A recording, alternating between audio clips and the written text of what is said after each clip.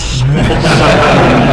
But anyway, the letterheads have these what they call panel swaps, and usually do it about once a year. And you make a panel. Usually there's a theme. And you'll make a panel, and then whoever makes a panel, you send a picture in, and whoever's kind of handling it, you just draw names.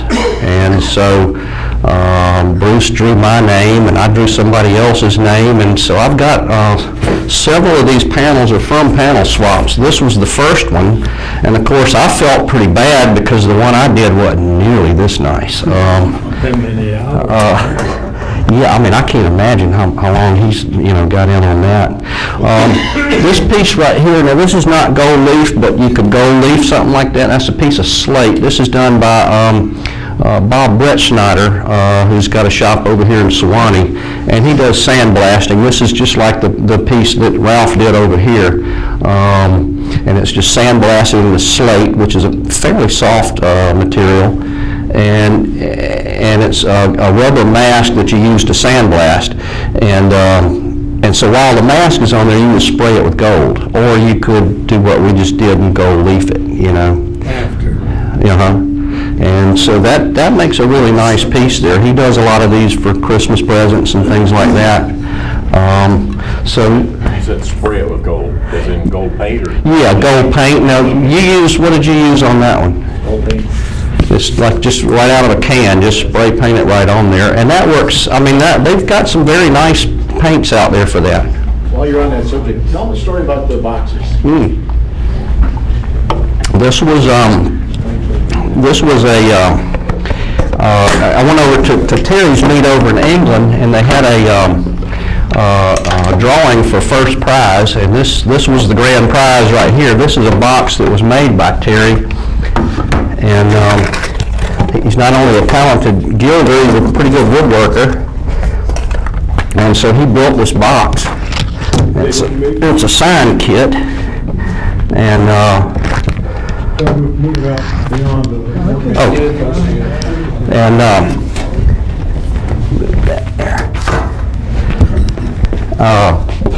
anyway, it's a very nice. It's a sign kit, and of course you got all the drawers and everything. And I take it to all the letterhead meets and then get people to sign it. And if you get a chance after the meeting, come look at some of the signatures. There's a guy on here, Pierre Tardif from Ontario, and he signed his name. It looks like about 1/8 of an inch tall in 3 different colors, an outline and shadow, huh? What do you want me to sign? Yeah, go ahead if anybody wants to sign. This is also John, the guy I was telling you about in the middle there. He signed it for me right there. It's another talented airbrush artist from Australia, Rod Tickle. This is called fairground art right here. This was, they did a display of that. They take these old longboats that they used to deliver coal and groceries on the canals in England, and this is a certain style of painting they do on those, and there's a couple of people over there that still do that. Anyway, he signed that. This is Wizard, Steve Chizeka out of Ohio. He does just scary good stuff. But anyway, I won the box at the thing. This is Jim Norris from South Carolina. He takes a compass and actually dips it into paint and gets these perfect circles on there. And the rest of that, of course, is hand done. All freehand? All freehand, everything on here. It's all hand painted. Everybody's ever touched that's got to be an artist. Just about. Yeah, I mean, there's some of the premier. Interesting thing on this, though, we were standing there, and it was the last day, and they had given out all the door prizes, and they drew for this. And they drew, and they said, number 54, 54, and they're looking around, and nobody said anything, and so they go into the building, and they said, 54, 54. Nobody showed up. So they came back out, and they said, well, I guess we'll draw another number. And they drew my number. And it was like, Yes, you know, because a lot of this stuff had already, now I've added, I mean, a lot of names have been added since, but some of them were, you know. So anyway, I'm as excited as I could be, you know. I mean, that's a very impressive box. And then all of a sudden, about 5 minutes later, 54 shows up. And of course, I said, well, no, man, hey, you won. He was putting some stuff in his car and didn't know we were drawing. So I said, no, you won it. And he said, I said, you know, it's yours. Take it. I know it hurt to say that, but anyway, he was very gracious. And then Terry, the host, came over and he says, well, I'll tell you what, since you're from the States, you take this one, I'll bill him another one since he's over here.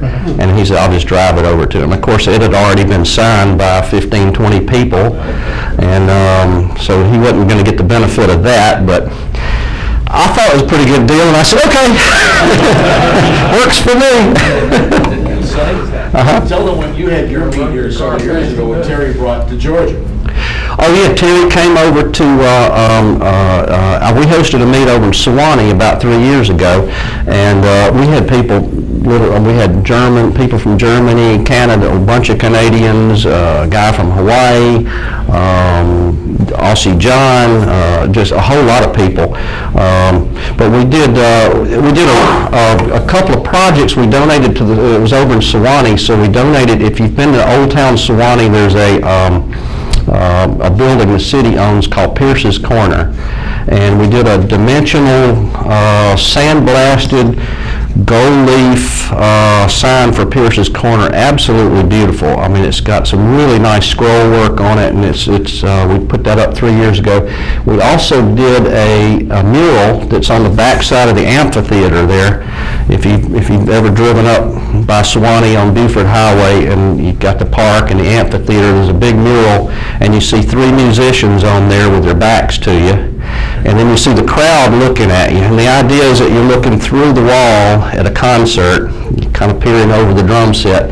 But the audience is made up of, we've got 50 members of the Georgia Music Hall of Fame. So you got, first row is James Brown and Little Richard and Greg Allman and Travis Tritt and all these people on there. But we also put the mayor, and I'm on there, Terry's on, all the people that painted it. We painted ourselves in the audience there too. So. But he also, when he came to Georgia, he brought that he gave away. He actually gold leafed his fiddle.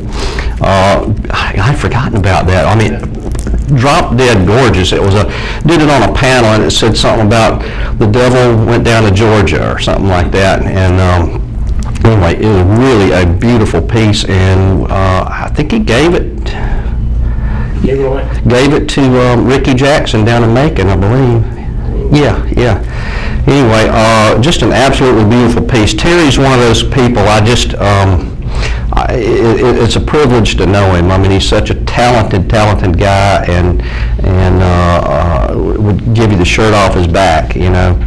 But, and so humble. I mean, I don't know anybody that's ever laid 10,000 books of gold on one job. I mean, that's phenomenal.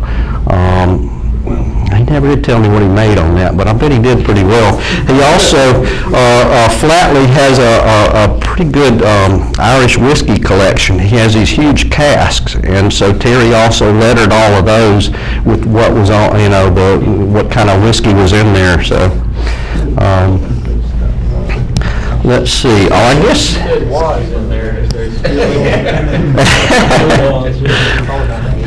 We're getting to the point where some people have their days planned and they're ready to leave, but if you want to keep finishing up, that's fine. Yeah, I mean, basically this is, you know, I've shown you, I mean, you've got the overview here, and I've got some cards here. If you want to try this, if you don't want to buy a whole bunch of gold, just come by. I'll give you some to play with. If you want to just do a little you know, some little project like that's basically 3 leaves of gold, you know. But that, you know, to go from a piece of wood to this, I mean, that can really dress up something that you're doing immensely. Just, you know, any simple stuff. Once I finish this, I'll give you guys that one, and we'll outline that and let you put it somewhere. Do you have time to do that? Yeah, if I brought my black. I thought I had it in the box over there. I'm pretty sure I brought it. If people want to leave, that's okay. Yeah, but if you want to watch, I'll go ahead and outline it. It wouldn't take me but 10 minutes or so, and it'll kind of give you an idea, and you can see what it looks like when it's finished. Does anybody else have any questions or anything? Do you buff it after it's all done? Do you buff it? No, you don't want to buff anything. Now, you can what they call burnish, which is essentially more or less what I did there. This is a form of burnishing here, knocking the gold. That's really knocking the gold off, but it also actually kind of puts a little bit of a shine to it. And you can take the cotton and you can burnish it that way, and it'll put one direction of scratch on there so that it does reflect a little better. But it's pretty thin. You don't really want to drag a fingernail on it. You don't. If you put another coat, multiple coats, then you got some depth to it, and then you can buff it. Yeah. Once you clear it, you can do whatever you would normally do with a clear finish. So that's not a problem. And there again, the gold is the most. This is the thinnest stuff. You can get away with messing around with this because it's a lot thicker material, and same thing with the silver. And this piece right here, that one's been cleared. It's still pretty bright, but I mean it's. I was going to put it on a piece of wood and then put like the international no symbol, like no asshole. But anyway, that in the shop. But that covers the real basics of surface gold, and it's not hard to do. Whatever you do, don't go to Michael's or Hobby Lobby and buy the cheap crap. Do something good. I mean, if you guys are doing this quality of work, you need to, if you're going to put any gold on it, do the good stuff. It's not that expensive. And if you've got a project you want to try out, I mean, just bring it over sometime. I'll be glad to help you out. I mean, it's, just bring it over to the shop, or let me know where you are, and I'll bring my stuff and come over, and we'll put some gild on there and kind of dress it up a little bit. Thank you all.